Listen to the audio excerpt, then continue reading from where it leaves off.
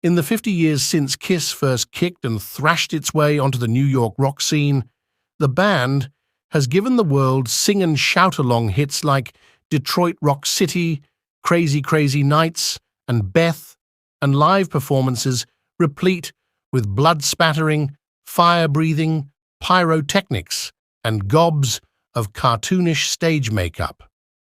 Their shtick lifted them up to the absolute top.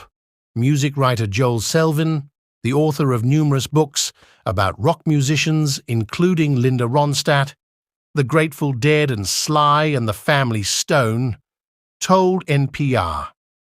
On Saturday, the memorable stagecraft that made Kiss one of the biggest-selling hard rock bands in the world will come to an end, as its members perform what they are touting as their final show of their aptly titled 4-year-long end-of-the-road world tour at Madison Square Garden in New York. The concert will be available to watch live on pay-per-view. It has nothing to do with personalities in the band or tensions or a difference of opinion or musicality. It's purely practical, said Kiss co-founder, rhythm guitarist and vocalist Paul Stanley in an interview with the music publication Ultimate Classic Rock of the band's reasons for bringing 5 decades of Kiss to an end. You can play Beat the Clock, but ultimately the clock wins.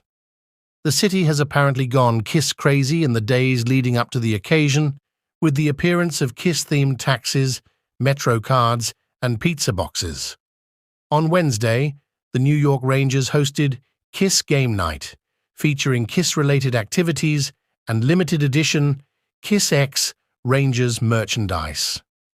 Band members also made an appearance at an Empire State Building lighting ceremony on Thursday. Staged in honor of Kiss's swan song, Empire State emitted the colored lights associated with the band: silver, red, purple, green, and blue. Despite all the hoopla, this may not in fact be Kiss's goodbye Kiss. The band undertook a previous farewell tour more than 20 years ago. After a brief hiatus, it started touring again on and off in 2003. Live shows and album releases flowed on from there. In interviews, band members have spoken about continuing on after Saturday's Madison Square Garden performance in one way or another.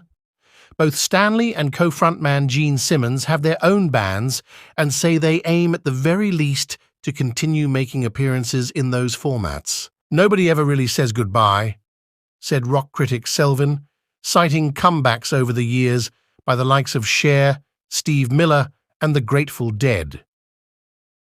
It's a show business strategy. You take a bow, but there's always an encore. Selvin said artists often reappear after retiring because they can make a lot of money owing to fans' pent-up demand. For example, the pop-punk band Blink-182 is earning 4 times as much on its current reunion tour than it did when it last reunited in 2009, according to Far Out magazine. The band issued a statement in 2005 saying it was going on indefinite hiatus, only to reunite 4 years later. Personal life interferes, you want to disappear into the woodwork for a while, and then demand builds and you go back to it, Selvin said. Steve Miller took his band apart in '99, he was just tired, and he was out for 6 years, and then in 2005 he put his band back together and suddenly his price was up and there was more interest in seeing him. Meanwhile, some musical acts simply never retire. The Rolling Stones, for instance, are embarking on yet another North America tour in 2024. The band just announced additional dates. Selvin doesn't think we've heard the last of Kiss. The rule of the farewell tour is that you have to say goodbye to every hall, and sometimes you have to say goodbye twice, Selvin said.